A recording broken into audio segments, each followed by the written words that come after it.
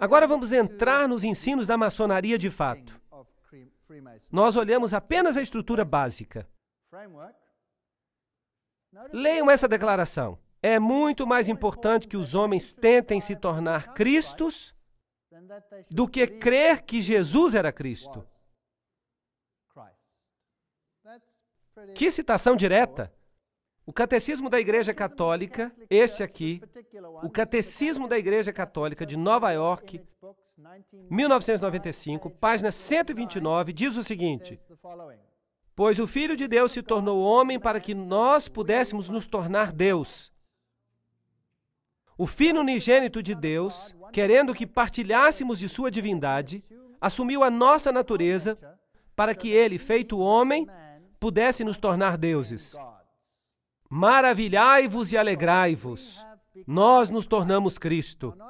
Agora, nem todo o catecismo vai falar isso. Por isso, não procure isso no seu catecismo. É essa edição que fala isso. Porque esse é um catecismo para o círculo interno. Não se esqueçam disso. Manly Palmer Hall, no 33º grau da maçonaria, diz: o homem é Deus sendo feito. O hinduísmo ensina isso através de várias encarnações.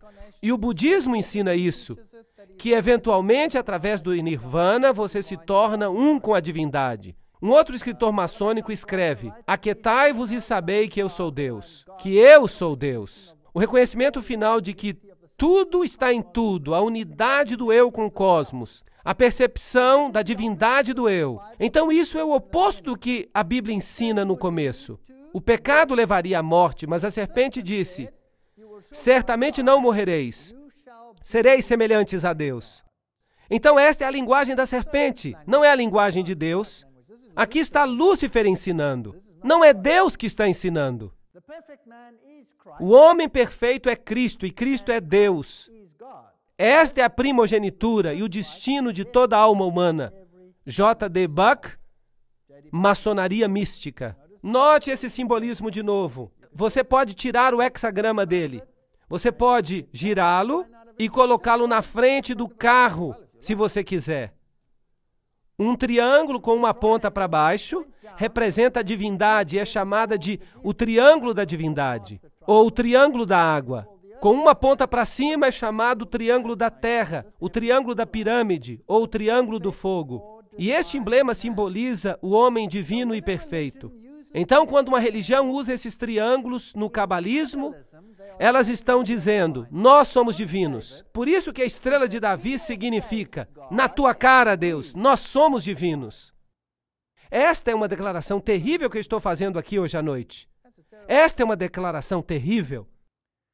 Com a ponta para cima, o triângulo equilátero representa Shiva, o destruidor, e representa a chama que levanta da pira funerária em direção ao céu. Este símbolo é familiar aos maçons de vários graus, principalmente do 30º grau. Notem que quanto mais alto o grau, mais o iniciado fica sabendo. Isso falou Ward em Maçonaria e os Deuses Antigos. Portanto, Shiva é o Deus que está aqui representado. Então, quando você vê um símbolo assim, não é tão simples quanto parece. Aqui está Kilburn Platt mostrando os pontos turísticos históricos de Ohio. Isso declara que todos são dedicados à maçonaria. A águia de cabeça dupla, já falamos sobre isso. O grau 32º faz da águia de cabeça dupla seu emblema particular e, é claro, também o grau 13º. Neste símbolo venceremos, está escrito aqui. A cruz maltesa, também a coroa com a cruz nela, são símbolos maçônicos. E você descobrirá este símbolo em muitas igrejas, especialmente em igrejas pentecostais. Então você tem vários graus de comaçonaria. Por exemplo, este é o símbolo usado pela Ordem da Estrela Oriental, que é uma maçonaria feminina, mas ela é administrada por maçons homens. A maçonaria é geralmente uma irmandade branca, mas comaçonarias acomodam membros negros e mulheres. Então, para o não iniciado, parece que a raça branca é suprema. Mas uma vez que você chega a uma iniciação mais elevada, a história é diferente. Nimrod era adorado branco ou preto. Ali está o caos criado entre as raças. Então você tem a Ku Klux Klan, que é anti-negra. E você tem organizações que são igualmente antibrancas. Isso é chamado de pensamento dialético. Lembram-se do princípio de Hegel? Você cria fricção entre as raças para que você possa ter a síntese no final e causar uma nova ordem mundial. Então, para unir as raças, a melhor coisa a fazer é criar caos entre as raças, até que a dor da separação seja maior do que a dor da unidade. Você consegue entender o pensamento dialético de Hegel? Ele é doentio, mas é brilhante. E não importa que você tenha que sacrificar milhares de vidas para alcançar seu objetivo, porque o fim justifica os meios. É realmente uma doutrina horrível. Então, se você vai até uma comaçonaria, este é o símbolo da comaçonaria. Será que os seus símbolos, palavras e expressões são também encontradas no ocultismo? Sim, claro que são. São usados na Aurora de Ouro e em outras sociedades, como já falamos. Aqui está a Ordem da Estrela Oriental. Aqui está o seu centro principal, a sede mundial, também conhecida como Templo Internacional. Ela fica em Washington, Distrito Federal. Esta aqui é a maçonaria da Sala do Príncipe. Esta é a maçonaria negra.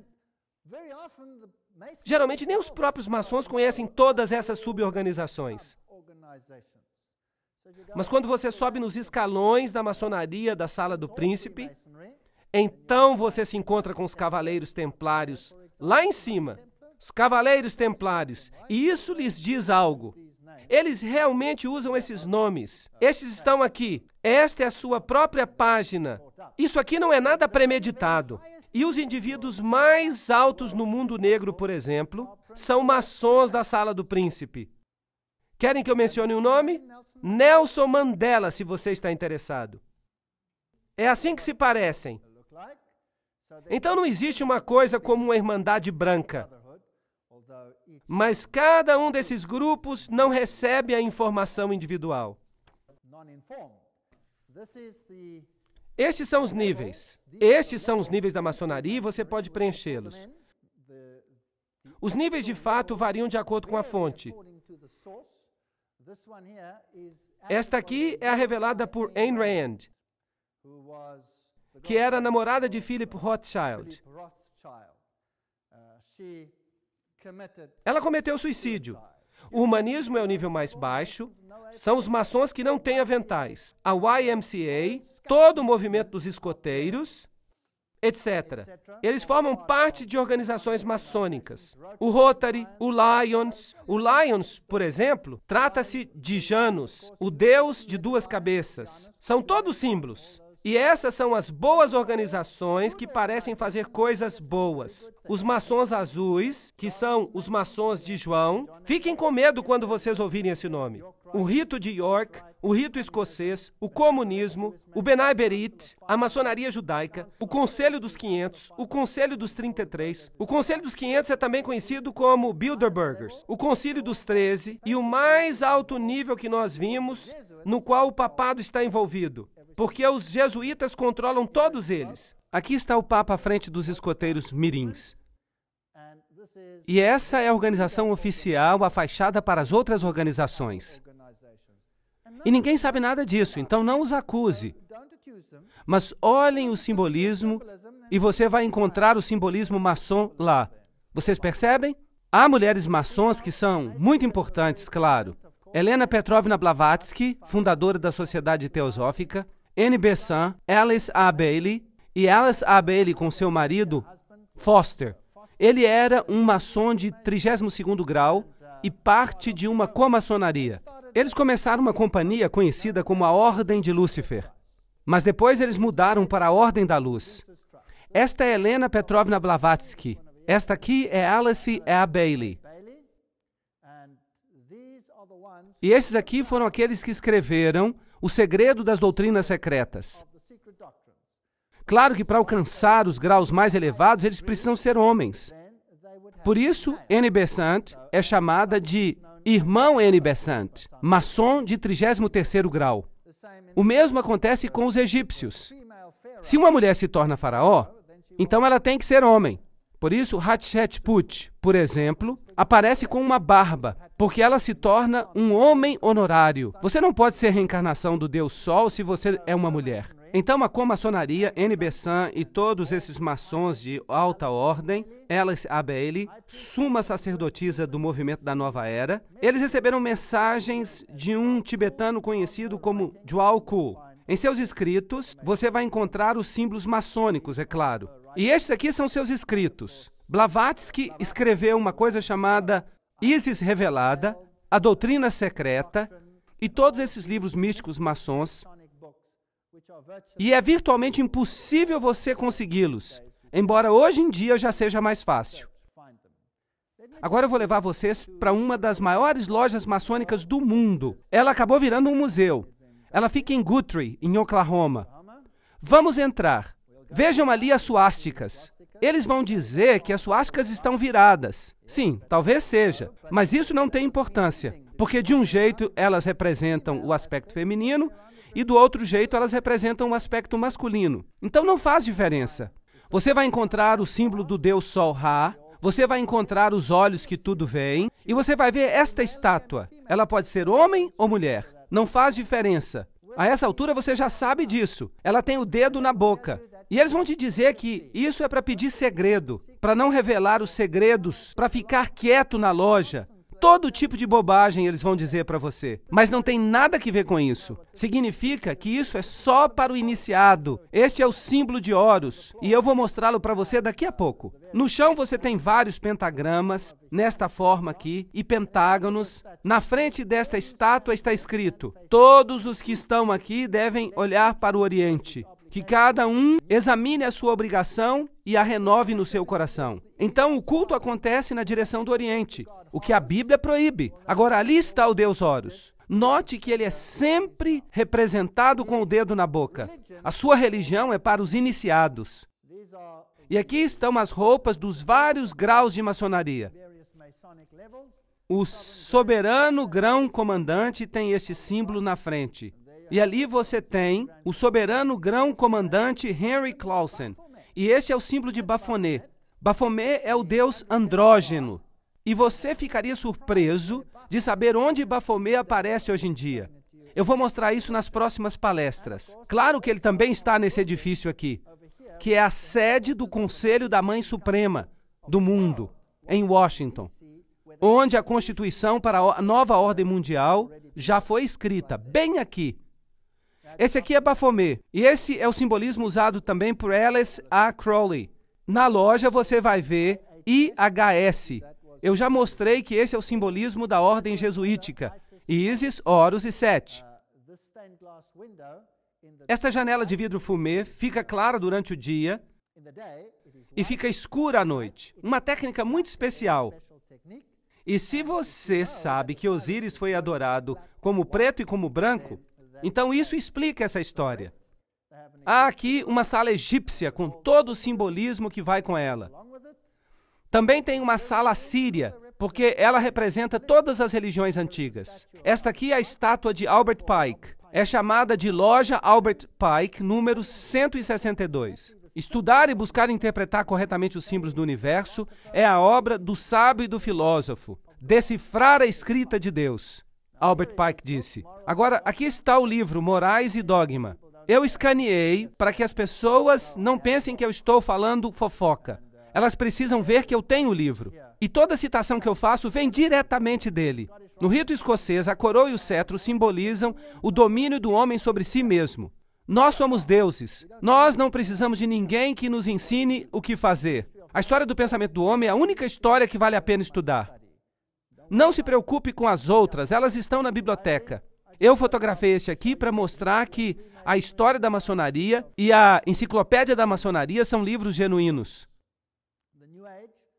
A revista da Nova Era foi substituída pela revista do rito escocês. E aqui está um símbolo do qual nós já falamos antes. Somente no próprio homem ele pode encontrar a felicidade duradoura. Nós somos nosso próprio Salvador.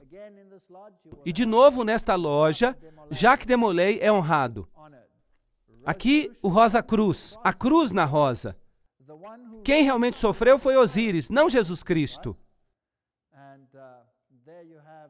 E ali você tem o tal místico e o outro simbolismo com o leão de asas, símbolo de Babilônia. E aqui você tem a águia de cabeça dupla, na sua forma original preto e branco, representando as duas deidades. Esta é a cornucópia. O que ela significa? Ela é um símbolo de muitas organizações políticas. É o símbolo da organização que expandiu e usou o apartheid, pois é um símbolo do Partido Nacional na África do Sul. Essas coisas são interessantes, mas o que significam? Vamos perguntar o significado da cornucópia. A cornucópia, ou chifre da abundância, era um duplo simbolismo sexual. O chifre era masculino e a parte de dentro era feminina. O fruto de dentro simbolizava a produtividade da mulher. É um símbolo sexual da união de Ísis e Serape. Agora, quando você olha para esses deuses, lembre-se que Horus, Ísis, é ela que fica perto da serpente. E no catolicismo, Maria que fica perto da serpente. E também Dionísio como criança, tudo é a mesma coisa. Esses deuses vêm no hexagrama e no hexágono, etc. Eles aparecem no quadrado. Este é o deus Harpócrates, se você prefere, ou Horus. Ali está a cornucópia na mão dele, mas o dedo está quebrado, o dedo que fica na boca, como sempre. Aqui está uma outra loja maçônica, dentro você vê o mesmo simbolismo. Você tem os sinais de Yin Yang, lá no teto. Esta é a sala azul. Há somente 3 luzes na loja, porque o norte é o lugar da escuridão. Agora, se você conhece a Bíblia, você sabe que o norte é onde fica o trono de Deus. Será que o norte pode ser a fonte da escuridão? É porque tudo aqui fica de cabeça para baixo.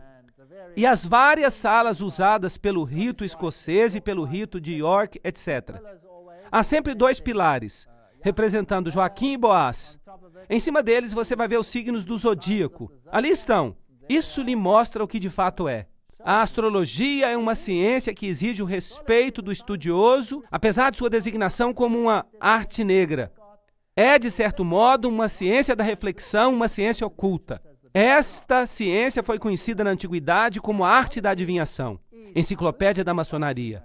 Portanto, a astrologia é exaltada na maçonaria, embora a Bíblia a condene, certo? Dessa ciência, muitos dos nossos principais emblemas são tomados. A própria loja é uma representação do mundo. Ela é enfeitada com imagens do Sol, da Lua e das estrelas. Nós podemos estudar todos esses símbolos astrológicos e vamos descobrir que representam uma adoração fálica, uma parte importante dos mistérios. Essas são todas fontes maçônicas. A sala vermelha, as cerimônias de iniciação da maçonaria, elas são idênticas a que Loyola apresentou ao Papa. Então, elas vêm diretamente dos rituais jesuíticos. E a pompa e a grandeza da loja você vai encontrar representada nos parlamentos do mundo todo. Esses símbolos são muito comuns. Vocês vão ver muitas organizações que os usam. Os atletas usam. Sabem por quê? Porque as companhias de esportes e as superestruturas esportivas são todas controladas pela maçonaria. Até os sinais dos surdos e mudos, e eu vou mostrar isso. Mas vamos ficar fiéis às fontes. Então vamos perguntar-lhes diretamente. Nós vimos esse simbolismo. Nós vimos o que sugerem. Nós podemos descobrir por nós mesmos se pesquisarmos. Mas a maioria das pessoas não faz isso. Então vamos perguntar a um maçom de grau bem elevado. Diga-nos diretamente, o que você adora? Qual é o Deus da maçonaria? O que é mais absurdo e mais ímpio do que atribuir o nome de Lúcifer ao diabo? Isto é, ao mal personificado. O Lúcifer intelectual é um espírito de inteligência e amor. É o Paráclitos, o advogado. Não é interessante? É o Espírito Santo. O Lúcifer físico é o grande anjo do magnetismo universal. Portanto, para eles, Lúcifer é o Espírito Santo. Lúcifer é o Paráclitos. Ele é o advogado. A Bíblia diz que nós temos um advogado e esse é Jesus Cristo. Lúcifer representa vida, pensamento, progresso, civilização, liberdade, independência. Lúcifer é o Logos, a palavra, a serpente, o Salvador. Isso está na doutrina secreta de Helena Petrovna Blavatsky, páginas 171, 225, 255 do volume 2. Eu tenho esse livro em casa. Se você não quer crer, eu posso lhe enviar uma Xerox. Este é Satanás, que é o Deus de nosso planeta, o único Deus. Essas são citações bem diretas. Não há como fugir delas. Vamos a Albert Pike diretamente. Maçom de 33º grau. Lúcifer é o portador de luz. Nome estranho e misterioso para se dar ao espírito das trevas. Lúcifer é o filho da manhã. É ele quem carrega a luz. E com seu esplendor intolerável, ele cega as almas fracas, sensuais e egoístas. Não duvide disso. Então quem é o Deus da maçonaria? Lúcifer. Albert Pike, em Morais e Dogma, diz: o diabo é a personificação do ateísmo, da idolatria. Para os iniciados, ele não é uma pessoa, mas uma força. Vocês se lembram da frase que a força esteja com você? Eu vi isso num filme. A Bíblia diz, e não se maravilhem, pois Satanás mesmo será transformado num anjo de luz, em 2 Coríntios. Agora vamos entrar nos detalhes. Esta é a instrução aos 23 concílios superiores do mundo, dadas em 1889, e elas dizem o seguinte: Albert Pike, o chefão da maçonaria escocesa e o escritor da Bíblia da maçonaria. O que devemos dizer para as multidões é que nós adoramos a Deus. A vocês, soberanos grãos inspetores gerais, anotem esta citação. Eu vou falar mais devagar aqui. A vocês, soberanos grãos inspetores gerais, nós dizemos isso para que vocês possam repeti-lo aos irmãos do 32º, 31º e 30º graus. Notem que ele diz possam. Ele não diz que eles devem fazê-lo. Ele diz que vocês podem ao 32º, 31º e 30º graus. A religião maçônica deveria ser, para todos nós iniciados dos graus mais altos, mantida na pureza da doutrina de Lúcifer. Se Lúcifer não fosse Deus, será que Adonai, o outro Deus, que chamam de Jesus, cujas obras se provam cruéis, pérfidas e cheias de ódio para os homens, será que ele teria trazido o dilúvio e destruído Sodoma e Gomorra, aquela ótima cidadezinha que parece com São Francisco? Ele a teria destruído? Vocês acreditam nisso? Sim, Lúcifer é Deus e, infelizmente, Adonai também é Deus. Porque a luz não pode existir sem as trevas, blá, blá, blá, blá. Alguma pergunta? Em que nível um maçom fica sabendo o que ele adora? No 30º, 31º, 32º e no 33º graus. Um maçom do 33º grau sabe o que adora. Sim ou não? Está claro? E se eu pudesse lhe mostrar quem são os maçons do 33º grau? Será que isso mudaria a sua opinião? De, uau, que coisas maravilhosas eles fazem, para, tem alguma coisa errada aqui. Sim ou não? Vocês acham que isso é importante? E se você descobrisse que os maiores pregadores do mundo são maçons de 33º grau? Como você reagiria a isso? E se você descobrisse que os melhores políticos do mundo são maçons de 33º grau? Os maiores políticos do mundo, como você reagiria? Será que isso afetaria a sua percepção? O verdadeiro nome de Satanás, os cabalistas dizem, é Jeová, ao contrário. Pois Satanás não é um Deus negro, mas uma negação de Deus. Para os iniciados, ele não é uma pessoa, mas uma força. Albert Pike, Morais e Dogma, página 102. A concepção de Deus. A Cabala imagina que Deus seja uma luz muito oculta. Albert Pike, Morais e Dogma, página 740. Aqui está uma invocação dirigida ao imperador Lúcifer. Imperador Lúcifer, mestre e príncipe dos espíritos rebeldes, eu te conjuro a que saias da tua morada, em qualquer parte do mundo que estejas, e que tu venhas até aqui comungar comigo. Quando o maçom aprende que a chave do guerreiro é a própria aplicação do dínamo da força viva, ele aprendeu o mistério da sua arte. As energias de Lúcifer estão às suas mãos. E antes que ele possa dar um passo para frente ou para cima, ele precisa provar sua habilidade de aplicar essa energia. Ele deve seguir os passos do seu ancestral, Tubal-Caim. Esse é um nome interessante, mas nós não temos tempo para entrar nos detalhes. Tubal-Caim, com a força do Deus da guerra, transformou a sua espada em um arado. Então, primeiramente, você cria guerra e caos para que as pessoas estejam dispostas a abrir mão disso e a se ligar ao gigante império de Lúcifer. Você sabe o que mais irrita o diabo? Foi quando Deus separou as nações. Isso foi uma dor de cabeça para ele. Isso lhe deu 4.500 anos de dor de cabeça. Ele tem estado em guerra por 4.500 anos para juntá-los de novo. E ele está conseguindo. O diabo é agora chamado de escuridão pela igreja. Preste atenção nessa citação de Blavatsky. Você não pode ter uma citação melhor. Ela vem de Doutrina Secreta, página 71. O diabo é agora chamado de escuridão pela igreja. Mas na Bíblia ele é chamado de filho de Deus. Vejam Jó, a estrela brilhante da manhã. Lúcifer, vejam Isaías. Ele virou tudo de cabeça para baixo. Eu vou lhes mostrar por quê daqui a pouco. Há toda uma filosofia de arte dogmática na razão porque o primeiro arcanjo, que saiu das profundezas do caos, era chamado de luz, Lúcifer, o filho luminoso da manhã, ou a aurora manvantárica.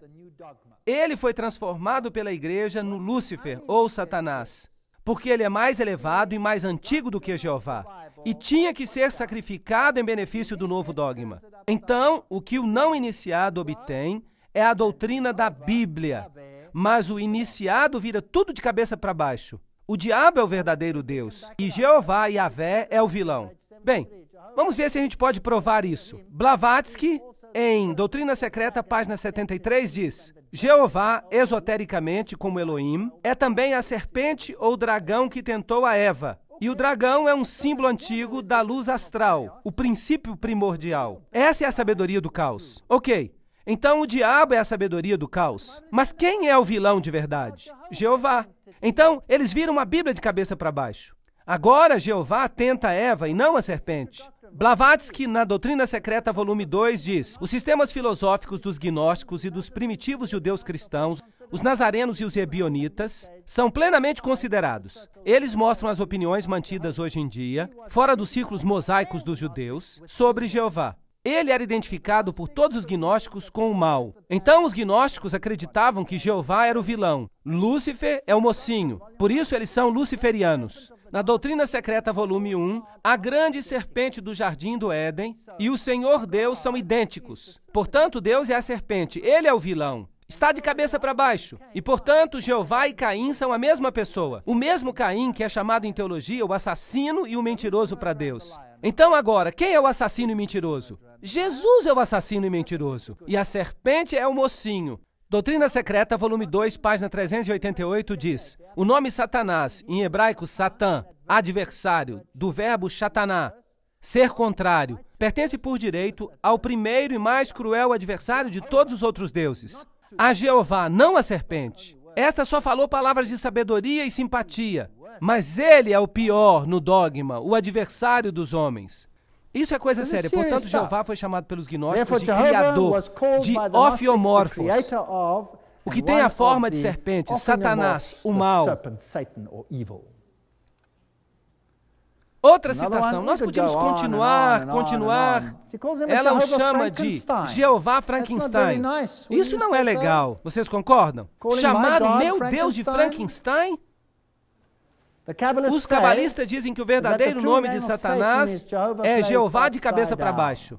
E eu vou lhes contar na minha palestra sobre o islamismo uma coisa que vai deixá-los acordados. Satanás não é um Deus negro, mas a negação da divindade branca. Agora, preto e branco aqui não tem nada a ver com a cor da pele. Tem que ver com iluminação. E à medida que continuamos, eu vou mostrar para vocês uma coisa interessante. Jeová, mesmo o interno, sabe. Jeová se torna Saturno, e Miguel e seu exército se tornam Satanás e os anjos rebeldes. Portanto, Miguel significa aquele que é o que Deus é Satanás e seus anjos. E Lúcifer e seus anjos está estabelecendo seu reino aqui embaixo. A minha Bíblia diz que Miguel é o príncipe que se levanta pelo povo. E que ele se levantará e derrotará o inimigo, certo ou errado? Então, eles viraram a doutrina de cabeça para baixo. Miguel passa a ser simplesmente Jeová, um dos espíritos subordinados na melhor hipótese. Eles odeiam a Jesus Cristo. Assim como os templários, eles cospem na cruz. Agora, se você crê nessa fonte Blavatsky, vamos até Morais e Dogma, a fonte maçônica. O Deus do Velho Testamento é sempre representado como o autor direto do mal. Ali se diz exatamente a mesma coisa. Eu não preciso repetir isso. Vamos continuar. Assim, os primeiros cristãos que substituíram os judeus de sua Bíblia praticamente não entenderam nada dos 4 primeiros capítulos de Gênesis quanto ao seu sentido esotérico. Vamos continuar. Eles nunca perceberam que não apenas se pretendia o pecado nessa desobediência, mas que de fato a serpente era o próprio Senhor Deus, que apareceu como Office, o Logos, o portador da sábia criatividade divina, ensinada à humanidade para que eles também se tornassem criadores. A serpente foi boa para a humanidade, os homens seriam estúpidos se não fosse pela serpente. O diabo é agora chamado de escuridão pela igreja, mas a Bíblia o chama de Filho de Deus. Lembram-se dessa? Então não admira, Manly Palmer Hall, 33º grau de maçom, diz: eu solenemente prometo ao grande espírito lucífago, príncipe dos demônios, que todo ano eu lhe trarei uma alma humana para que ele faça com ela o que lhe agradar. Vocês acham que eles ainda têm sacrifícios humanos? E em troca disso, Lucífago promete conceder-me os tesouros da terra e encher o meu coração dos meus desejos enquanto eu estiver vivo. Manly Palmer Hall, você pode ficar com Lúcifer. Eu prefiro Jesus Cristo e a vida eterna. Este é o logotipo oficial da Ordem do Templo do Oriente. Nós não precisamos ver todos os detalhes aqui. Então, a quem eles permitem saber a verdade sobre a maçonaria? Nós precisamos criar um super rito. Por favor, prestem atenção. Que permanecerá desconhecido, ao qual convidaremos aqueles maçons da Ordem Superior, de grau 30 ou superior, a quem nós escolheremos. Com respeito aos nossos irmãos da maçonaria, esses homens devem prometer que respeitarão o segredo mais estrito. Através deste rito supremo, governaremos toda a maçonaria, que se tornará uma espécie de centro internacional e que será ainda mais poderoso porque o seu endereço será desconhecido. Esta foi uma carta de Pike ao chefe da ordem dos Illuminati, Giuseppe Mazzini. Então, quem governa o mundo? Um super rito. George Bush se refere a eles como sendo os 1000 pontos de luz, os iluminados. Não é à toa que eles usam essa terminologia. Então, criaremos 3 guerras mundiais. Aqui está uma citação, eu não vou falar sobre ela detalhadamente, mas eu farei uma palestra depois chamada Revoluções, Ditadores e Guerras. E então falarei sobre isso. Então nós vamos ver uma coisa bem assustadora. Ordo ab Chao é o seu lema. Isso significa a ordem que vem do caos. O símbolo que eles usam é a fênix levantando-se das cinzas. Da destruição que Deus causou neste planeta, Satanás criará o seu reino diabólico, no qual todas as nações, todas as religiões se tornarão uma só. Porque esse é o único modo que nós vamos ter um governo universal. Jesus diz: meu reino não é deste mundo.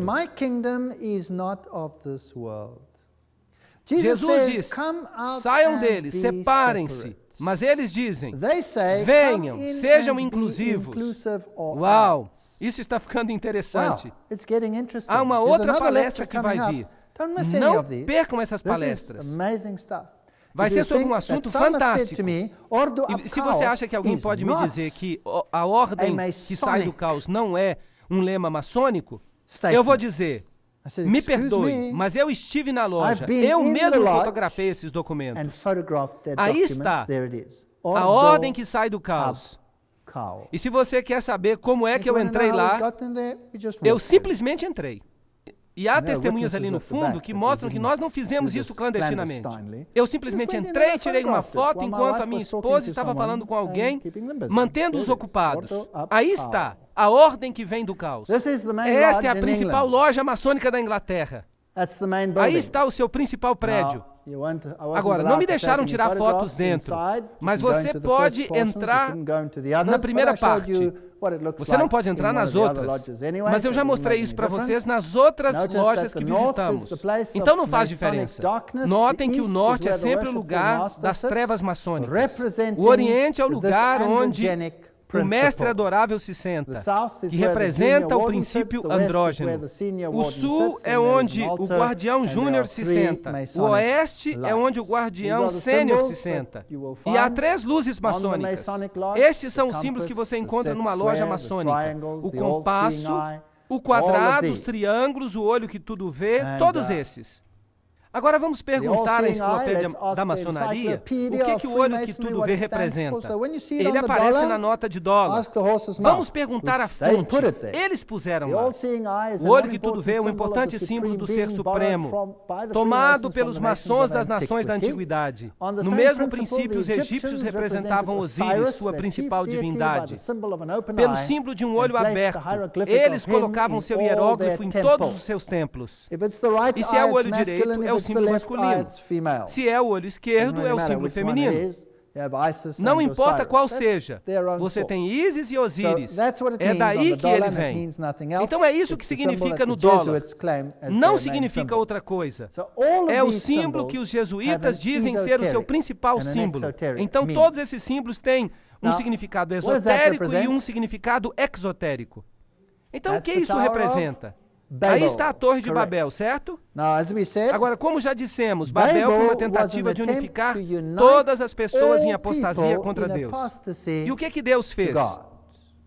Ele confundiu as línguas e nos deu 4.500 anos para que as almas o aceitassem e fossem salvas.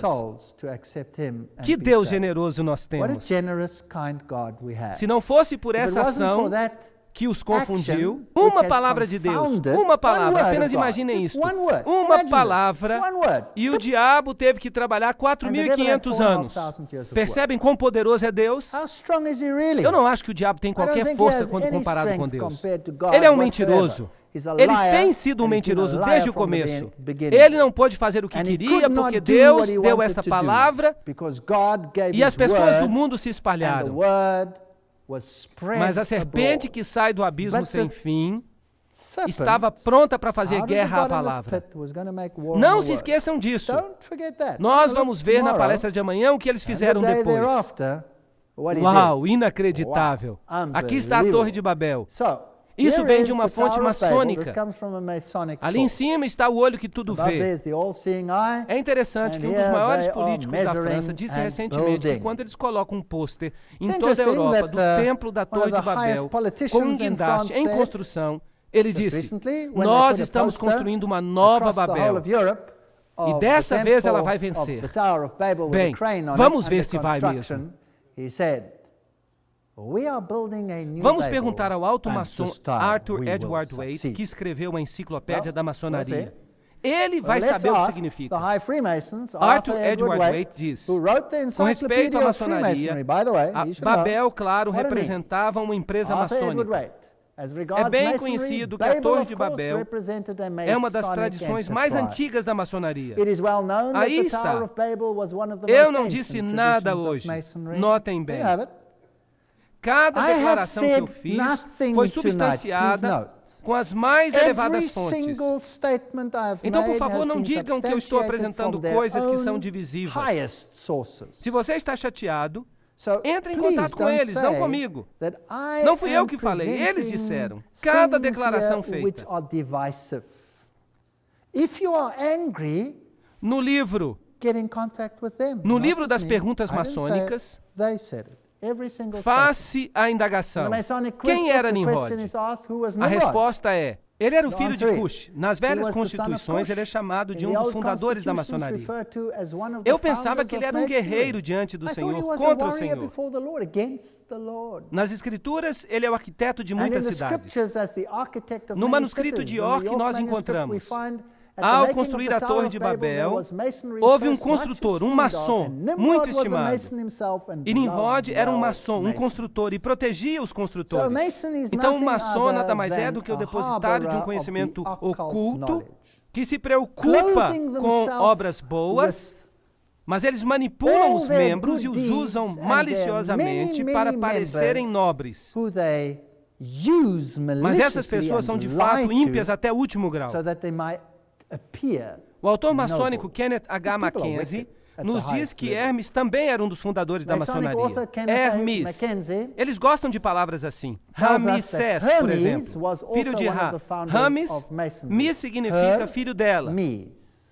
se você prefere. Helena Petrovna Blavatsky liga Hermes e Satanás.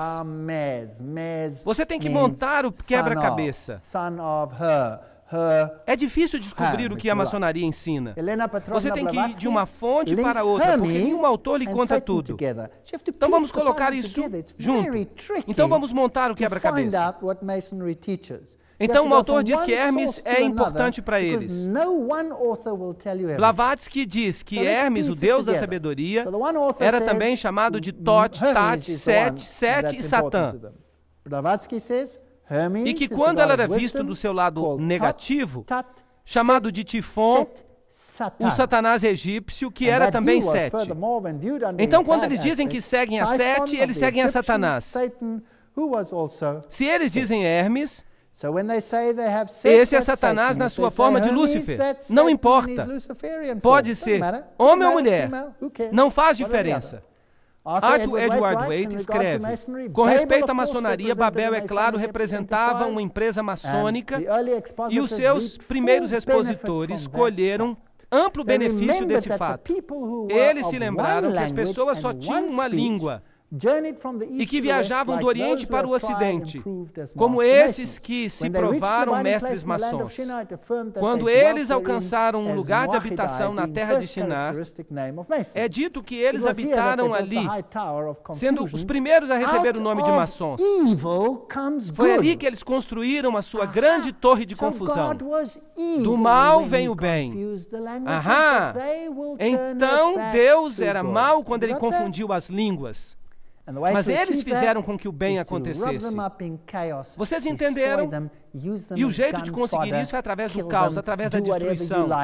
Use as pessoas como se elas fossem munição. Mate-as. Faça o que você quiser. Faça com que a dor da separação seja tão grande que eles implorarão por unidade.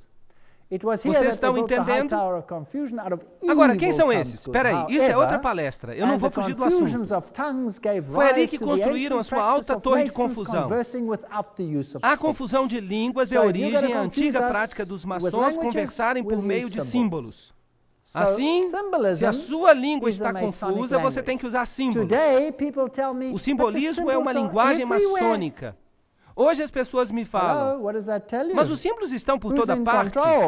E daí? O que isso quer dizer?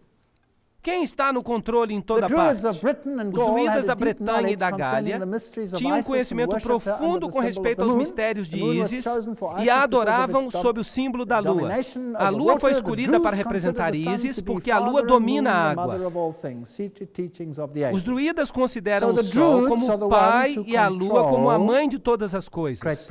Ensinamentos secretos das eras. Assim, os druidas são aqueles que controlam a Grã-Bretanha. Winston Churchill pertencia à ordem druídica da maçonaria. Ele era um maçom de 33º grau. Eu tirei uma foto do avental dele, em caso que alguém não creia nisso. E assim nós começamos a lidar com os pedacinhos da história. Quando você entra numa loja da Inglaterra, você tem que cruzar o pentagrama. E se você olhar para cima, você vê essa estátua em cima. É um escudo e uma insígnia de patente. Vocês estão vendo? Vamos ampliar. Aí está. Insígnia, insígnia, insígnia. O mesmo símbolo que aparece em alguns carros hoje, só para deixar vocês interessados. E é claro, você tem mais simbolismo aqui e você tem até a Arca do Concerto. Porque ele quer que isso represente o Santíssimo. Mas vejam os pés dos querubins cobridores. São pés de bode. Isso é satanismo. É por isso que na maçonaria você tem que montar em bodes.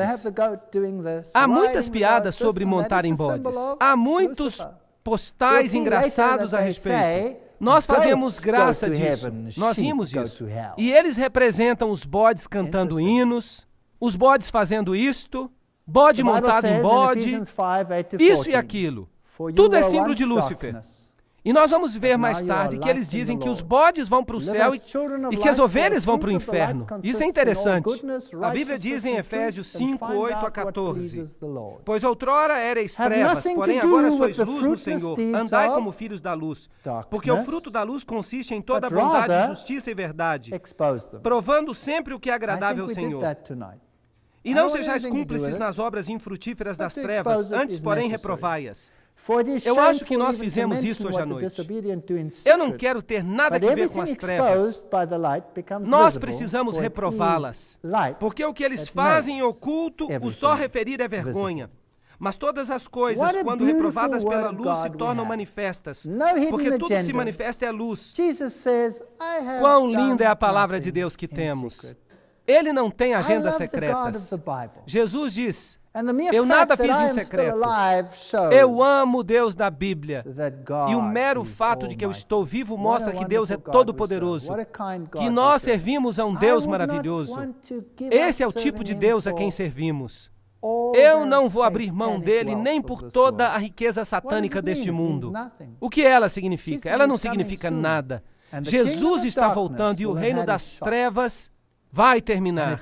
Ele vai caminhar sobre esta terra manchada de sangue, que ele maculou e torturou por séculos e séculos em guerras e batalhas. Mas a palavra de Deus vai permanecer por todo o tempo. A palavra de Deus permanece firme como uma rocha.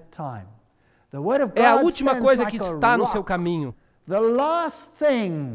Que guerra ele tem travado contra a palavra de Deus? Eu lhes peço que voltem nas próximas palestras, porque nós vamos ver o que Satanás tem feito. Vou lhe mostrar coisas fascinantes. Então, amanhã à noite, nós vamos falar sobre o que eles fizeram com as Bíblias, a batalha das Bíblias.